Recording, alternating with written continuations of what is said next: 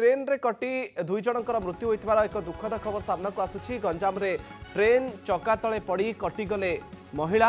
वर्तमान समय एक बड़ खबर, एक दुखद खबर।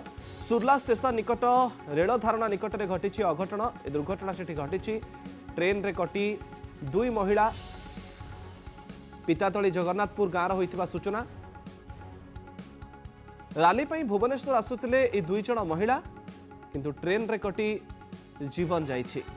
रेल धारणा पार समय ही अघटन घटीथिला। जितेबले रेल लाइन एमाने पार करुथिले सेही समय ही अघटन घटीथिला। ट्रेन रो चक्का तळे पड़ी कटि जाइछंती दुई जन महिला। गंजाम रो आसुछि वर्तमान समय एक बड़ खबर। सुर्ला स्टेशन निकट रेल धारणा रे घटिछि घटना। अधिक सूचना पई आलोक साहू आम प्रतिनिधि आम सहित फोन लाइन जोड़ी होचंती। आलोक, केमती घटिला ए दुर्घटना? केमती ट्रेन रो चक्का तळकु दुई जन महिला आसिले?